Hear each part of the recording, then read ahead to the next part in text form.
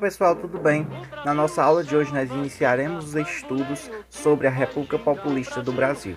Então, Meu bora para a amor, aula. terra de Nosso Senhor, Brasil, Brasil pra mim. Bem, pessoal, essa será uma série de estudos que nós teremos de pelo menos 4 aulas sobre esses presidentes, essa sucessão de presidentes que marcam esse período. Esse período que é conhecido como República Populista, por a maioria dos seus presidentes terem o populismo como característica, e também é conhecido como o período democrático do Brasil, ou o período entre ditaduras do Brasil, porque ele está entre dois períodos não democráticos. Entre o Estado Novo do Getúlio Vargas, que termina em 1945, e o início da ditadura militar do Brasil em 1964. Nós vamos estudar 5 presidentes desse período: o Eurico Gaspar Dutra e o Getúlio Vargas na aula de hoje. Na próxima aula, Juscelino Kubitschek, depois Jânio Quadros e João Goulart, já iniciando o golpe militar na aula do João Goulart. Então essa será uma série de estudos, se não der tempo da gente chegar até a ditadura militar, mas pelo menos a gente inicia esse período. Bem, então em 1945 acaba por meio daquele golpe brando a era Vargas, o Getúlio é forçado a sair da presidência, vocês sabem de todo o contexto, e vai acontecer novas eleições naquele período. Quem vence com a maioria dos votos é o Eurico Gaspar Dutra. O Eurico Gaspar Dutra, que vai ser presidente do Brasil de 1946 até 1951. O Eurico Gaspar Dutra foi um daqueles que deram o golpe no Getúlio, aquele golpe brando do Getúlio, mas em certo ponto o próprio Getúlio Vargas vai apoiar a candidatura do Eurico Gaspar Dutra, o que vai ser muito responsável pela vitória do Eurico Gaspar Dutra nesse momento. O Dutra vai ser eleito muito pela ajuda do Getúlio Vargas, que mesmo sendo um ditador, saindo como um ditador, ele tinha muita influência sobre a população, e o apoio do Getúlio Vargas durante a candidatura fez com que o Dutra se elegesse. Então ele consegue ser eleito. O governo dele não vai ter tanto destaque para muitas coisas, muitos acontecimentos, como nós vimos durante a era Vargas ou como nós vamos ver em outros governos. O que se destaca no governo Eurico Gaspar Dutra, no governo Dutra, é o liberalismo econômico e a aproximação com os Estados Unidos. Vocês têm que colocar em mente que todos os temas que nós iremos estudar até o final do ano envolvem a Guerra Fria. Então, o contexto mundial é aquele contexto de Guerra Fria, aquele contexto de polarização entre comunistas e capitalistas. E essas influências vão rondar aqui no Brasil e vão, inclusive, fazer com que alguns governos não se mantenham muito pela influência dos Estados Unidos, muito pela interferência dos Estados Unidos aqui no Brasil. O medo que o Brasil, um país tão grande e tão importante para a América, se tornasse comunista, como alguns outros países no mundo já vinham se tornando, e como depois, em 55, Cuba, aqui na América, se tornaria comunista, isso amedrontava muito os Estados Unidos, se o Brasil virasse comunista. Esse medo comunista, esse medo que o comunismo chegasse até o Brasil, vai fazer com que os Estados Unidos não descansem, não deixem de interferir na política do país, até o golpe militar de 1964. Mas bem, coloquem esse contexto da Guerra Fria ao fundo dessas discussões, que vai envolver também nos nossos estudos aqui. Com a Constituição de 1946, o Eurico Gaspar Dutra inicia um governo mais liberal. A volta dos 3 poderes, então Câmara dos Deputados e o Senado Federal voltariam à atuação, o cargo de vice-presidente volta, a pena de morte foi extinta novamente, a liberdade de expressão, desde que não incomodasse o governo, voltou também. O voto, além de ser um voto feminino, já ser permitido desde lá de 34, agora o voto é obrigatório, o voto não é mais facultativo e se torna obrigatório no governo, a partir da Constituição de 1946, promulgada no governo do Eurico Gaspar Dutra. Essa Constituição vai ser a mais liberal até então, e vai ser também a mais democrática até então, essa Constituição de 1946, visto que a gente vinha saindo lá da polaca de 37, que era uma Constituição muito, muito repressora. Outra coisa também que vai voltar com essa Constituição é a liberdade partidária, mas não para todos os partidos, visto que o Partido Comunista do Brasil vai ser colocado na ilegalidade logo depois. Então era liberdade partidária, desde que você não fosse comunista, você tinha liberdade partidária nessa Constituição de 1946, que foi promulgada no governo Dutra, ainda no primeiro ano de mandato, visto que você tinha que substituir aquela Constituição totalmente autoritarista promulgada na era Vargas em 1937. Então, um ponto muito importante do governo do Eurico Gaspar Dutra é a Constituição de 1946. Vocês estão vendo aqui uma série, essas que eu falei, e uma série de outras novidades dessa Constituição de 1946. O governo do Eurico Gaspar Dutra vai ser marcado pelo liberalismo econômico e pela aproximação com os Estados Unidos, como eu já falei, da atuação dos Estados Unidos aqui no Brasil durante esse período. Mas o liberalismo econômico é o contrário do nacionalismo, é o contrário do protecionismo. Enquanto o Getúlio era mais protecionista, mais nacionalista, protegia o mercado interno, não deixava tantos investimentos estrangeiros entrarem, não deixava empresas estrangeiras entrarem no Brasil, no Eurico Gaspar Dutra isso vai ser muito mais liberal, porque ele era um presidente liberal e ele era associado aos Estados Unidos. Nesse momento vai ter uma aproximação muito grande entre os Estados Unidos e o Brasil. É nesse momento que a Carmen Miranda vai ser levada para o mundo, é nesse contexto que surge aquele personagem do Zé Carioca, é tudo uma aproximação, uma aproximação dos Estados Unidos com o Brasil, com o primo aqui da América Latina. Brasil, Brasil, pra mim, pra mim.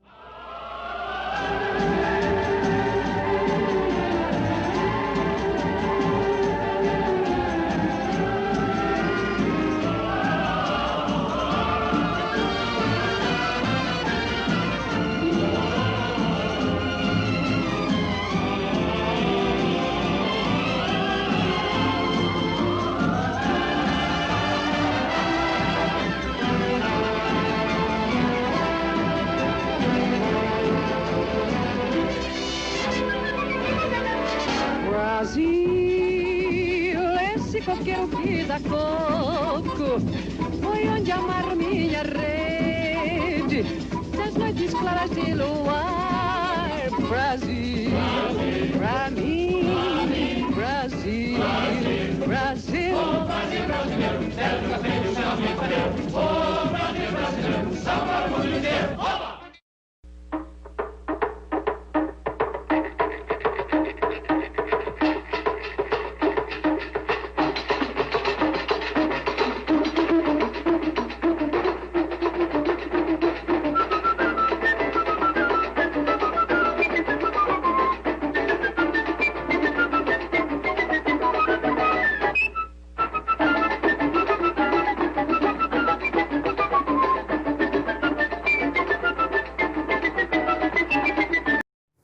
Então, essa aproximação dos Estados Unidos com o Brasil vai se dar muito nessas políticas do liberalismo econômico. Deixar que a economia se regule por ela mesma. O Estado não interferiria na economia. Era isso que pregava o liberalismo econômico no governo do Eurico Gaspar Dutra. O governo se preocuparia com outras coisas, mas a economia ficaria ali sem intervencionismo do Estado.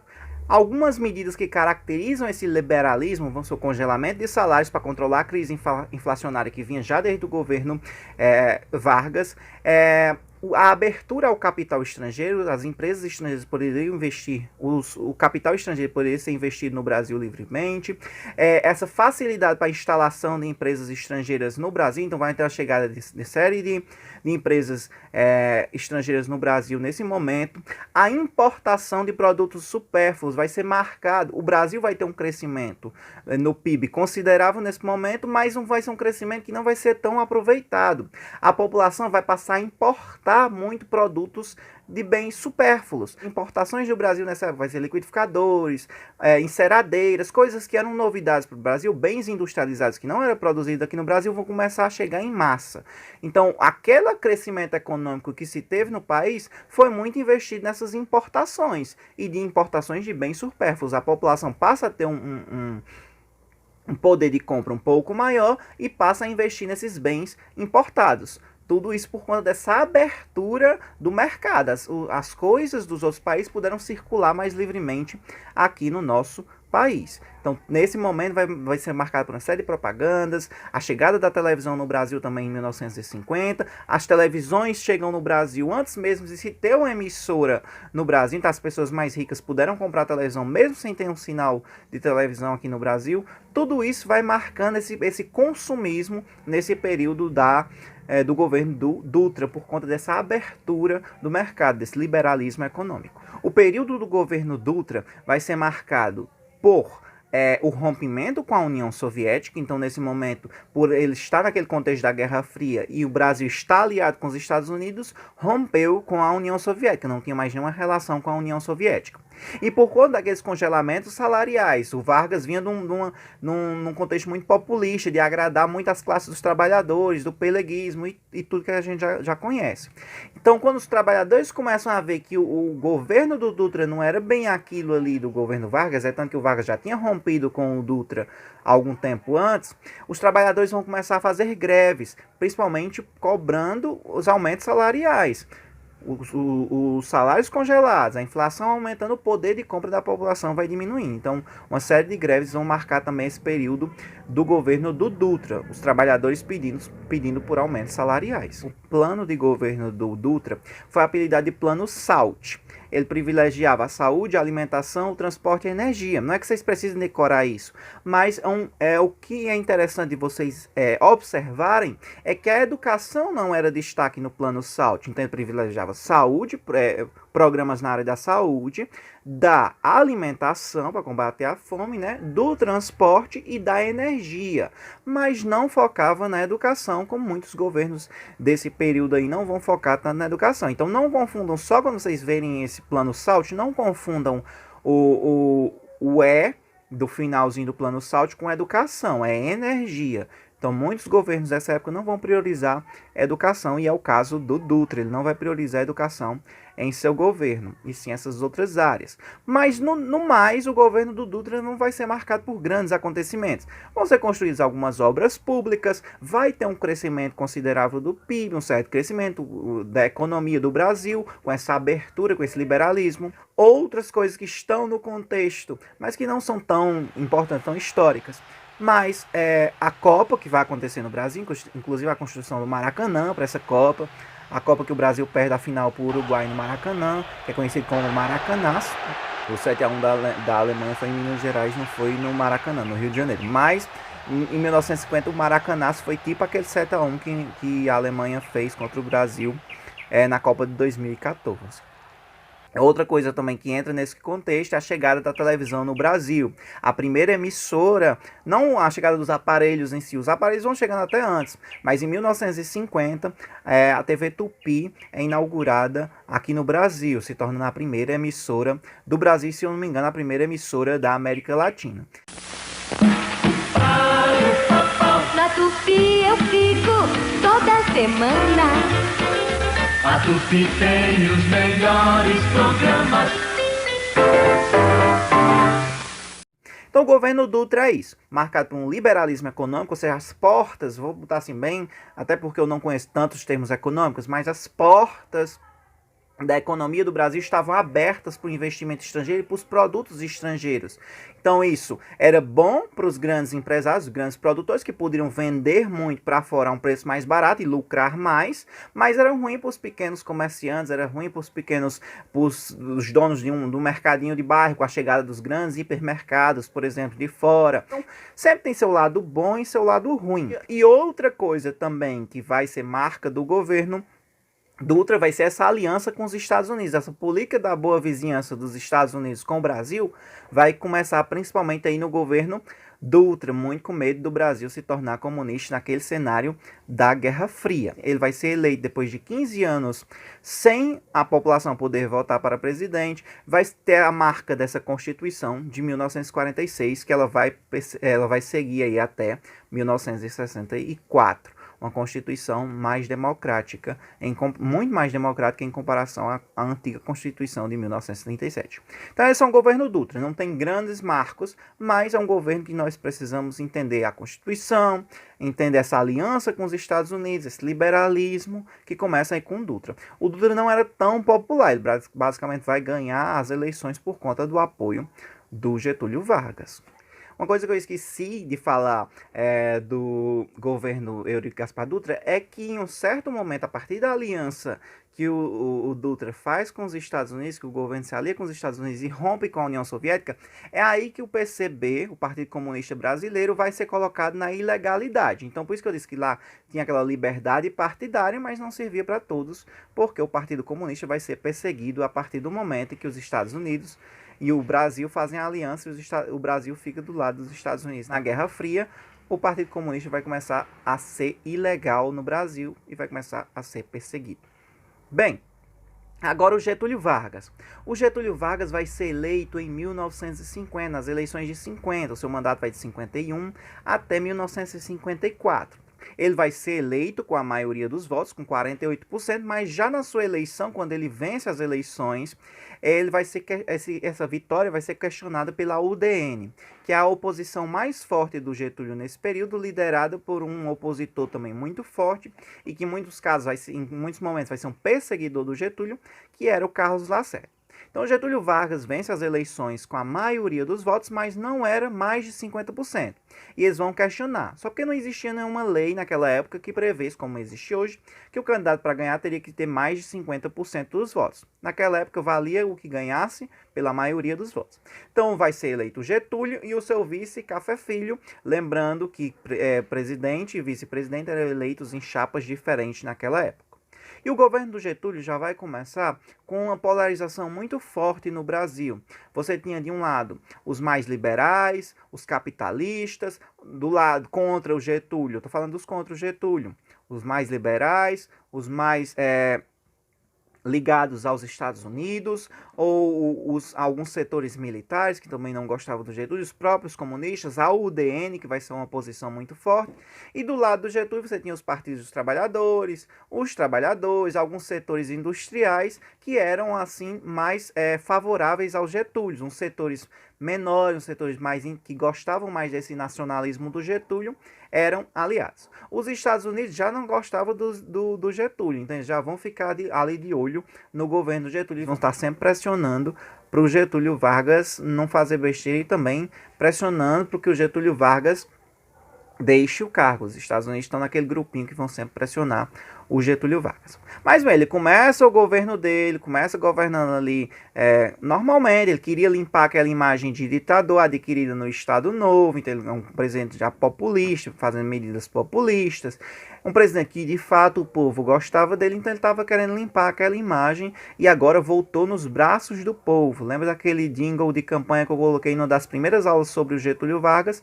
É desse período. Aquele bota o retrato do velho, que num daqueles refrões daquele jingle, é dessa campanha que o Getúlio Vargas volta, dizendo que voltou nos braços do povo. É o primeiro momento em que o Getúlio Vargas vai ser eleito pelo voto popular. Ele iniciou ali seu governo, mesmo com opositores fortes, mas com um grupo aliado, ainda naquele cenário de Guerra Fria, que vai se estender por todas essas aulas que nós teremos, começou o governo do Getúlio Vargas. Eu falei, pessoal, o Getúlio Vargas era um presidente mais protecionista, diferente do Eurico Gaspar Dutra, que era mais liberal. O Getúlio Vargas era mais fechado em relação à economia e mais nacionalista. Ele fechava mais as portas, diferente do Eurico Gaspar Dutra, que abria mais as portas. Isso vai incomodar principalmente os Estados Unidos, que vão ser opositores também ao governo do Getúlio. O plano de governo do Getúlio Vargas vai ser conhecido como um plano quinquenal, que era um plano para durar ali 5 anos, como um mandato era de 5 anos, um plano quinquenal. Desses planos, esse protecionismo já acabava mais com esse liberalismo, protegia mais as empresas nacionais e fechava mais para as empresas estrangeiras. Uma das medidas desse plano do Getúlio que vai desagradar muito, e principalmente as indústrias estrangeiras que tinham sede aqui no Brasil, vai ser que, a partir do momento da inauguração desse plano do Getúlio Vargas, as empresas estrangeiras somente poderiam levar 10% dos seus lucros obtidos aqui no Brasil para os seus países de origem, para fora. Todo o resto dos lucros, ou seja, 90% dos lucros, teriam que ser investidos aqui no Brasil, não poderiam ser levados para fora. Isso vai incomodar muitas empresas que estavam acostumadas lá com o liberalismo econômico adquirido no governo do Eurico Gaspar Dutra, em que o lucro é livre. Ele pode ir todo para o país de origem, enfim, pode ficar uma parte, pode não ir. Então, Então ele tem que ir para fora mais no liberalismo econômico. O Getúlio não, ele vai fechar e vai dizer, não, 90% dos lucros vão ter que ficar aqui no Brasil, porque a empresa está sediada no Brasil, vocês só podem levar 10% para fora. Isso vai incomodar muito essas empresas estrangeiras que tinham sede aqui no Brasil. Vai ficando um pouco aí mais, as bases do Getúlio já vão estremecendo aí nesse período. Outros pontos também que vão ser focados, vai ser na industrialização, na infraestrutura, esse plano quinquenal, muito na questão das obras públicas, de infraestrutura, que geravam empregos e também deixava aquele legado das obras em si, e esse nacionalismo, esse protecionismo da economia, dizer, não, o Brasil vai ficar aqui protegido, o Brasil só vai comprar o que for realmente necessário e nós vamos cada vez mais fortalecer a indústria nacional. Era esse o pensamento do Getúlio Vargas, fortalecer a indústria nacional e dificultar cada vez mais a implantação de indústrias estrangeiras. Vamos supor que tem uma empresa brasileira que produzia chinelo e uma empresa estrangeira que produzia chinelo. Para proteger a brasileira que produzia aquele chinelo do Brasil, ele vai criar essa lei dos 10%, que só podia 10% do lucro fazer, para que essa empresa pensasse 3, 4, 5 vezes antes de vir colocar a sua grande empresa aqui no Brasil. Porque essa grande empresa estrangeira colocando aqui no Brasil ia dificultar a vida dessa empresa brasileira que produz também o chinelinho lá. Então, para proteger essas empresas do Brasil, o Getúlio Vargas vai ser mais fechado, mais nacionalista. O nome está dizendo, protegendo a nação em vez de chegar. Isso, em alguns casos, vai ser ruim para nós consumidores, porque se tem várias empresas competindo, os preços tendem a baixar. Como eu falei, dos dois lados, do liberalismo e do protecionismo, sempre tem seus lados positivos e os seus lados negativos. Mas bem, o Getúlio era o oposto do que foi o Dutra. Isso vai incomodar muito os Estados Unidos, muitos setores militares, muitos setores da oposição, a classe média brasileira, a elite agrária brasileira, porque o liberalismo é muito bom para o agronegócio, porque o Brasil é muito forte em exportar esses produtos, eles conseguem vender mais barato e vende mais e lucra mais. Então ele vai começar a perder essas bases. Todos esses setores vão pressionando, vão discordando do governo Getúlio e tornando esse governo cada vez mais insustentável. Ainda dentro desse contexto de infraestrutura, de investimento, de nacionalismo, vai começar a campanha do petróleo é nosso, a campanha da monopolização do petróleo. Há pouco tempo, ainda no governo Dutra, tinha sido encontradas as primeiras reservas de petróleo do Brasil. E no governo do Getúlio, ele inicia uma campanha para que os exploradores do petróleo brasileiro fossem os próprios brasileiros, fosse o Estado e empresários brasileiros e não fossem outros países. Os outros países, assim que o Brasil descobre essas reservas, eles já se interessam em explorar, mas o Getúlio Vargas diz, não, o petróleo é nosso. Aí daí que vem aquela campanha do petróleo é nosso. Se inicia uma campanha para convencer a população de que o Brasil ou o brasileiro que deveria explorar o seu próprio petróleo, e o Getúlio Vargas consegue, com o apoio de alguns empresários brasileiros, a monopolização da exploração do petróleo. Não é só o Estado que é dono das reservas de petróleo naquela época, alguns setores privados, mais setores privados do Brasil, vão começar a explorar o petróleo. É nesse contexto de 1953 que surge a Petrobras. A Petrobras, que é a nossa estatal, ela não é totalmente uma empresa estatal, ou seja, uma empresa do Estado, ela tem capital privado também, mas ela, por muito tempo, ela vai monopolizar a exploração do petróleo aqui no Brasil. Ela vai ser a detentora da maior parte da exploração do petróleo e até hoje ela controla muito das reservas de petróleo do nosso país. A criação da Petrobras se dá nesse segundo governo do Vargas a partir de 1951. Então, a Petrobras também é criada nesse contexto em 1953, nessa política protecionista, para que outros países não explorassem o nosso petróleo, como era a campanha. O próprio Brasil, através da Petrobras, que tinha participação privada de empresários brasileiros, mas que uma boa parte estatal, a maior parte dela estatal, passaram a explorar o petróleo do Brasil. Isso também incomoda os setores mais liberais, incomoda também os Estados Unidos, que queriam ter uma parcela da exploração desse petróleo no nosso país. Outro fator que vai ser muito forte nesse governo do Getúlio Vargas vai ser a crise inflacionária. Nesse momento, a crise inflacionária do país estava muito elevada. Se você tem uma inflação muito alta, pessoal, e o salário da população se mantém o mesmo, ele não subiu conforme a inflação, o poder de compra da população diminui muito. Nesse momento, nós estamos vivendo uma crise inflacionária em alguns setores dos alimentos, principalmente no arroz e no óleo de soja. Por exemplo, nesse momento, hoje, no Brasil. Isso se dá porque como o dólar está muito caro, o dólar em comparado ao real está muito caro, os produtores de arroz do Brasil e de óleo de soja do Brasil preferem vender, que as mercadorias commodities são vendidas ao preço do dólar, no dólar, não é no real. Como o dólar está muito alto, é melhor eles produzindo aqui em real no Brasil vender a dólar do que vender no real. Eles vão ganhar muito mais vendendo para fora, para outros países. Então eles preferem vender para outros países do que circular no mercado interno. Então, se falta no mercado interno, as pessoas estão preferindo vender lá, o preço vai subir. Isso só para contextualizar a inflação. Então, naquela época, estava se vivendo uma crise inflacionária, em que os preços das coisas subiam, mas o salário do trabalhador não subia, e ele ia perdendo poder de compra. Se ele ia no mercado, antes ele podia fazer uma feira, sei lá, com 10 itens, agora essa feira, depois dessa crise mais forte inflacionária, ele está podendo comprar 4, 5 itens desses mesmos que ele comprava 10 antes com seu salário. Então isso é de maneira bem rápida, bem simples, é uma crise inflacionária. Aí o que é que o Getúlio faz para tentar resolver? Ele faz algumas outras coisas, mas o que é que ele faz de principal? Ele troca o ministro do Trabalho para tentar resolver, porque essa crise inflacionária ela vai gerar uma série de greves, as pessoas vão protestar contra o governo, protestar pedindo aumentos salariais, vão fazer uma série de greves. Destacam greves em São Paulo, com mais de 300 mil grevistas, greve no Rio de Janeiro também. Os centros urbanos do país vão começar a ter uma série de greves, que vão durar quase 30 dias, uma série de greves. O Getúlio Vargas, para tentar controlar, nomeia um novo ministro do Trabalho, que é o João Goulart, que no futuro vai ser presidente do Brasil. Mas o João Goulart vai ser nomeado ministro do Trabalho, e a solução que ele vai dar para o Getúlio é aumentar em 100% o salário dos trabalhadores. Então, se os trabalhadores ganhassem, não era em reais, era cruzeiros, mas ganhassem lá R$200, agora eles ganhariam R$400. Então, aumentou em 100% o salário dos trabalhadores. Isso vai agradar muito os trabalhadores. Opa, estamos ganhando o dobro do que a gente ganhava, estamos ganhando 100% a mais. Isso vai agradar muito os trabalhadores. Mas quem é que vocês acham que vai ser desagradado nesse momento? A elite industrial, principalmente, os patrões. Os patrões vão ficar totalmente insatisfeitos com o governo do Getúlio.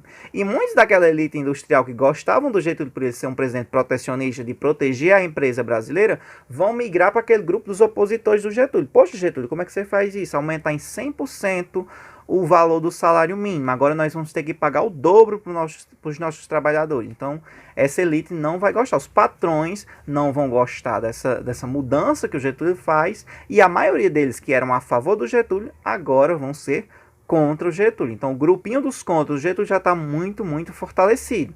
Tem setores militares, não eram todos militares, mas tem setores militares, os aliados aos Estados Unidos, os próprios Estados Unidos, os comunistas, já que o Getúlio não gostava dos comunistas, os comunistas também não gostavam do Getúlio. O setor industrial agora, o setor agrário do Brasil que já era contra, enfim, uma série de pessoas, uma série de grupos vão começar agora a ser opositores ferrenhos ao governo do Getúlio. E a crise no governo do Getúlio só tende a se agravar agora. Então a tendência é ficar cada vez mais grave, cada vez mais insustentável o governo do Getúlio Vargas. Agora é hora de falar de uma pressão principal, uma das principais pressões do governo Vargas, um dos principais opositores do governo Vargas. Tinha outros setores, como eu já falei, todos eles, a imprensa, muitos setores da imprensa, o próprio grupo dos Marinho, por exemplo, que já tinha o jornal O Globo naquela época, era opositor do Getúlio Vargas, a UDN, que era um partido, a União Democrática Nacional, liderado pelo Carlos Lacerda, e o principal opositor do Getúlio Vargas era o Carlos Lacerda. O Carlos Lacerda um dia já foi comunista, agora não era mais comunista. Se vocês quiserem saber mais do Carlos Lacerda, vão procurar vídeo no canal Buenas Ideias, por exemplo, ou busquem livros, filmes, enfim, que falem sobre o Carlos Lacerda, que vocês vão entender como é contraditória a história desse ser. Mas enfim, o principal opositor do Getúlio Vargas era esse Carlos Lacerda. E ele tinha um jornal, se eu não me engano o nome do jornal era Tribuna da Imprensa. E esse Tribuna da Imprensa era um dos principais opositores do Getúlio. Então, todos os dias tinha críticas ao governo do Getúlio. Seja da crise inflacionária, seja da crise com as greves, seja de corrupção no governo. Então, sempre denunciando e muitas vezes pressionando ou muitas vezes levando coisas falsas sobre o governo do Getúlio Vargas e sempre fazendo críticas muito duras e convencendo a população contra o Getúlio Vargas. Então, o principal opositor do Vargas nesse segundo governo vai ser justamente o Carlos Lacerda e a UDN, que é esse partido de oposição desde lá do início do governo do Getúlio Vargas. Então, essa série de críticas, essa série de crises, essa série de escândalos que vão acontecendo no governo do Getúlio Vargas vão incomodando aliados do Getúlio. Incomodava o Getúlio também, mas vão incomodando aliados do Getúlio. E o que é que vai acontecer? Alguns aliados do Getúlio vão tramar junto, pelo menos isso é o que tem a história oficial, mas tem histórias que são diferentes dessa. E grupos aliados ao Getúlio Vargas, não o Getúlio Vargas não sabia dessa história. Grupos aliados ao Getúlio Vargas, juntos com o Gregório Fortunato, que era o chefe da segurança da guarda pessoal do Getúlio Vargas, vão tramar um atentado contra o Carlos Lacerda. Isso é o que se tem pela história da aeronáutica, que é a história oficial, a história que inclusive tem nos livros de vocês. Então eles vão tramar um atentado, vão dizer, vamos matar esse homem, vamos eliminar esse homem que está incomodando muito o Getúlio, que está pressionando muito o Getúlio, está falando coisas que não são verdade sobre o governo Getúlio e está dificultando o nosso governo. Então esse chefe da guarda do Getúlio, que gostava muito do Getúlio, era muito próximo ao Getúlio, então muitas fotos do Getúlio, vocês vão ver o Gregório Fortunato do lado do Getúlio, eles vão tramar esse atentado. Esse atentado vai acontecer no dia 5 de agosto de 1954. Esse Gregório Fortunato ordena a dois outros homens, a esse atentado. Na rua Toneleiros, lá perto onde o Carlos Lacerda morava, na então capital do Brasil. Então eles vão tentar matar o Carlos Lacerda. Um major da aeronáutica fazia a segurança do Carlos Lacerda, já justamente por ele ser um forte opositor do governo, por ele sempre estar falando mal do Getúlio, dizer que o Getúlio estava tramando contra ele. O próprio governo vai dizer, não, o major da aeronáutica vai fazer sua segurança pessoal. Então, pela história oficial, esses dois rapazes vão tentar matar o Carlos Lacerda. O objetivo era matar o Carlos Lacerda.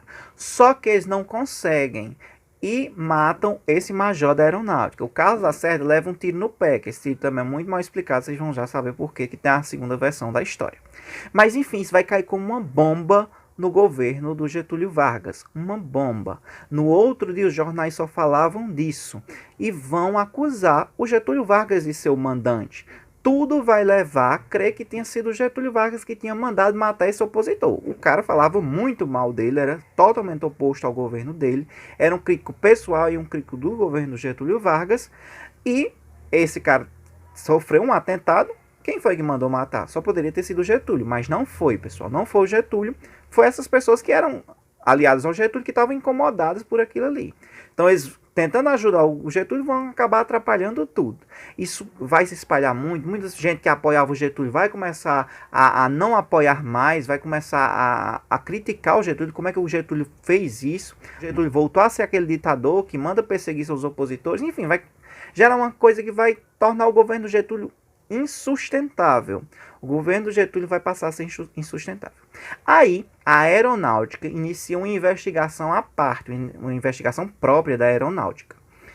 Porque tinha morrido o major da aeronáutica, enfim, eles vão iniciar uma investigação. Só que essa investigação vai ser muito conduzida assim, para lados muito parciais da história. O próprio assassino do major vai dar uma outra versão 23 anos depois. Ele vai dizer que eles foram lá para investigar o que era que o Carlos Lacerda estava fazendo, e o major da aeronáutica tentou conter eles.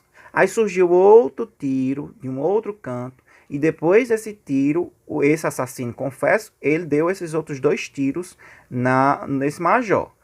E por coincidência, o Carlos Lacerda tinha uma arma e essa arma não foi investigada. Ele não deixou essa arma dele ser investigada. Outra coisa, o tiro no pé do Carlos Lacerda. Pela história oficial, ele levou um tiro no pé, só que não foi encontrado nenhum documento desse tiro no pé, dessa entrada do Carlos Lacerda no hospital, e tampouco se engessa um pé quando se leva um tiro. E o Carlos Lacerda aparece com o pé engessado no outro dia. E isso vai fazer com que essa história seja muito contestada. Apesar da história oficial ser essa, essas pessoas foram lá para tentar matar o Carlos Lacerda e acabaram matando o major. Essa é a história que a aeronáutica conta, que está no livro de todo mundo, enfim. Mas tem essa outra versão que foi contada anos mais tarde, mais de 20 anos depois. Essa versão foi contada, inclusive, por um dos próprios assassinos confessos. Bem, o Lacerda era o arqui-inimigo do Getúlio Vargas, era o anti-Vargas por excelência, era o principal adversário, o inimigo número 1 do Getúlio. Quando acontece o trágico episódio da madrugada de 5 de agosto na Rua Toneleiro,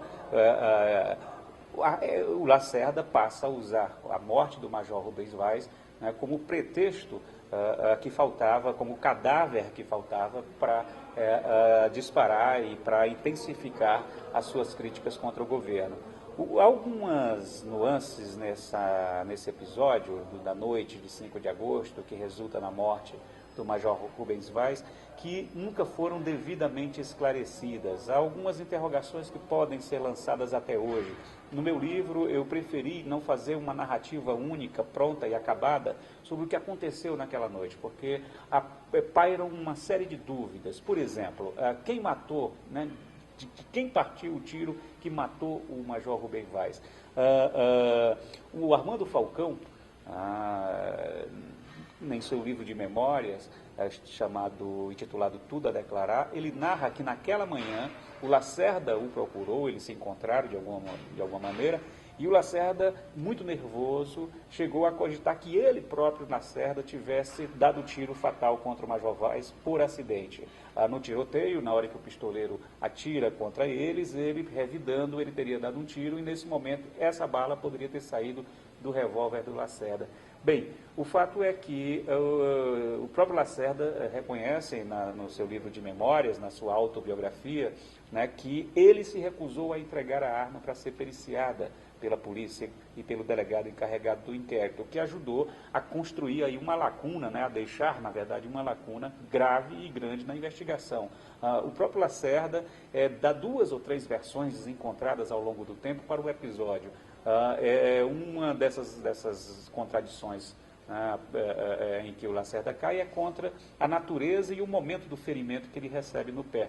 O Lacerda, segundo alegou-se, segundo ele historicamente defendia, ele levou um tiro no pé de 45. Bem, um tiro no pé de 45, né, uma bala de calibre 45, ele teria feito um estrago muito grande e qualquer especialista médico no assunto, qualquer ortopedista, né, o próprio filho do Getúlio, que era ortopedista, levantou essa lebre lá atrás, né, alguém que leva um tiro de 45 no pé não poderia nem ficar em pé, muito menos caminhar. E numa das versões apresentadas pelo Lacerda, ele é alvejado no pé, consegue mesmo assim entrar no seu prédio pela garagem, subir por uma escada interna, sair pela portaria, abrir a porta e atirar contra o pistoleiro. Ou seja, tudo isso ferido no pé. Bem, poderia até ter acontecido, mas o prontuário, pode até ter acontecido, mas o prontuário do Hospital Miguel Couto, onde ele deu entrada para cuidar do ferimento,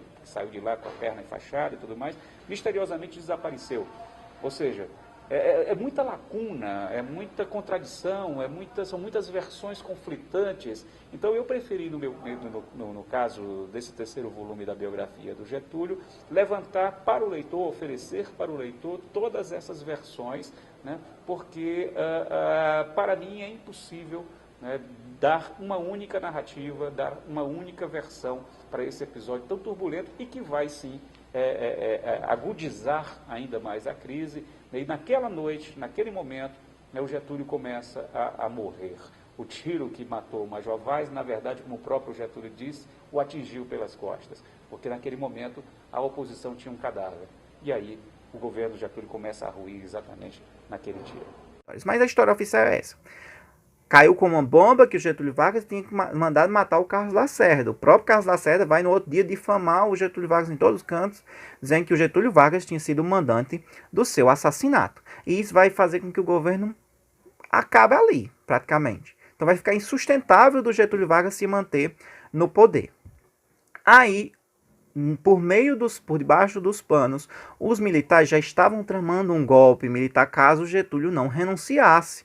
Então, a ideia dos militares era derrubar o governo do Getúlio já ali. Então, o golpe seria adiantado pelo menos em 10 anos. Ao invés desse golpe militar ter acontecido em 64, se o Getúlio não tivesse se suicidado, esse golpe teria acontecido em 1954. Pelo menos isso é um consenso entre os historiadores, em que acredita que se caso ali o Getúlio tivesse ficado mais tempo no poder e não tivesse se suicidado, os militares teriam dado um golpe militar ali. E ao invés de ser só em 64, teria sido em 1954 o golpe militar. Crise enorme no governo do Getúlio. Começa essa investigação da aeronáutica, vai se descobrir outras coisas acerca de corrupção, por exemplo, envolvendo o Gregório Fortunato. O Gregório Fortunato vai comprar uma casa do próprio filho do Getúlio Vargas por um valor que não condizia com o salário dele, então uma casa com um valor muito alto, que não condizia com o que o Gregório Fortunato ganhava. Então vai se descobrir aí que de alguma forma o Gregório Fortunato lucrava a parte por corrupção, ou seja, por outra coisa.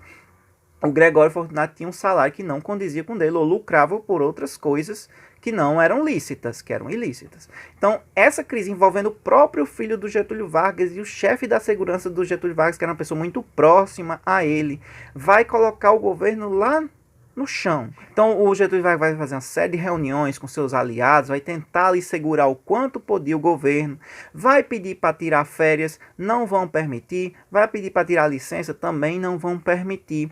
Nesse momento o seu vice, que é o Café Filho, rompe com o Getúlio Vargas, vai ter um rompimento entre presidente e vice-presidente, ele se afasta do presidente, rompe relações com o presidente também, e tudo isso vai colocando aquela pressão psicológica, vai mexer muito com o psicológico do Getúlio Vargas, faz uma série de reuniões de emergência, não dá certo, os outros setores do governo pressionavam para que ele renunciasse, até que no dia 24 de agosto, depois de uma série de reuniões, depois dele ver que o governo a situação estava insustentável, depois dele ser acusado de uma coisa que ele não fez, que realmente ele não estava envolvido no assassinato do Major e nem na tentativa de assassinato ao Carlos Lacerda, o Getúlio Vargas vai cometer suicídio.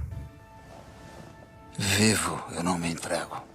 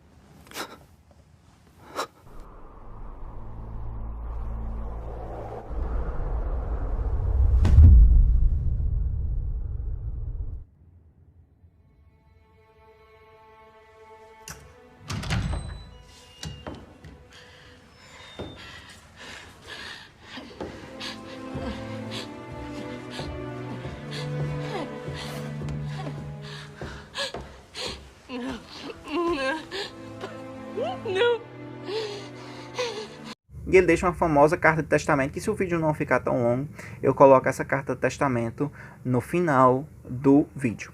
Mas aí acaba o governo Vargas com o suicídio dele. Mas não acaba essa muvuca no Brasil. Porque à medida em que o Getúlio Vargas se comete suicídio, a população vai se revoltar muito contra aqueles opositores do Getúlio. O Carlos Lacerda vai precisar se esconder para não ser morto pela população. Porque a população vai ficar com ódio do Carlos Lacerda, vão depedrar o jornal O Globo, que também era um opositor do Getúlio Vargas. Então, os opositores do Getúlio vão sofrer muito, porque a população estava muito forte. A população no enterro do Getúlio Vargas vai tomar as ruas do Rio de Janeiro. Então a população vai ficar muito revoltada com esse suicídio do Getúlio. Vai ficar insustentável aquele governo ali, e vai ficar insustentável a situação dos opositores naquele momento. Eles vão ter que se esconder de fato, para não serem mortos, não serem vingados. A morte de Getúlio não ser vingada pela população nesse momento. Mas o contexto é isso, a população revoltada, os militares dão ali uma recuada, não é melhor a gente não dar esse golpe agora, depois da morte do Getúlio, ele saiu, então não vamos dar esse golpe agora. Os militares recuam, com aquele suicídio do Getúlio, e vem também aquela comoção da população, aquela revolta da população com a morte do Getúlio, dão uma recuada. Os opositores também vão dar aquela recuada e vai se iniciar uma série de governos muito conturbados no ano de 1955, do finalzinho de 54 até 1955. Com a morte do Getúlio, a sucessão natural seria o vice-presidente do Getúlio. O vice-presidente do Getúlio Vargas o Café Filho, ele assume por alguns meses, mas depois de começar a fazer muita cagada, não faz nada, na verdade. O governo do Café Filho não é lembrado porque ele não faz somente nada. Mas ele se afasta lá alegando doença. Alegando problemas de saúde, ele vai se afastar. O Café Filho se afasta em 1955, em novembro de 1955, alegando esses problemas de saúde. Assume o presidente da Câmara, que era o Carlos Luiz. O Carlos Luiz era contra o Juscelino Kubitschek assumiu, o Juscelino que tinha sido eleito pelo voto popular. Daí, o Henrique Teixeira Lott, que era um militar, mas era de outros setores, os militares que defendiam a democracia. Quando a gente coloca militares, sempre associado à ditadura, mas não são todos os militares que estavam ali associados com aquele período da ditadura. Então, esse grupo de militares liderados pelo Henrique Teixeira Lott, que era a favor da democracia, a favor que o Juscelino Kubitschek assumisse, ele vai dar um golpe. É um golpe legalista, um golpe em defesa da democracia. Ele prevendo que o Carlos Luiz, ali aliado com outros setores, poderiam iniciar uma ditadura já naquele momento, impedindo que um governo legal, um governo eleito pelo povo, tomasse posse, ele vai dar esse golpe no Carlos Luiz, que era o então presidente do Brasil naquela época, que era o presidente pela ordem democrática. Ele vai dar um golpe e vai colocar o Nereu Ramos, vai tirar o Carlos Luiz e colocar o Nereu Ramos, que era o presidente do Senado. O presidente do Senado, que era a favor do Juscelino Kubitschek entrar, enfim. Daí, o Café Filho vai querer voltar, mas o Nereu Gomes não aceita, inicia um estado de sítio no Brasil para fechar mais o regime e garantir que o Juscelino tomasse posse. Enfim, depois de todo esse tumulto, depois do suicídio do Vargas, enfim, depois de tudo isso, e em 1955 ter sido esse ano conturbado, que teve 3 presidentes em um ano só, inclusive o Carlos Luiz só passou 3 dias, depois de tudo isso, entra o Juscelino Kubitschek, que é o presidente que nós estudaremos na próxima aula. De tudo isso, primeiro, esse República Populista é um período entre 2 ditaduras, 37 e 64. Então, um período democrático do Brasil entre 2 ditaduras. Então você tem essa série de presidentes.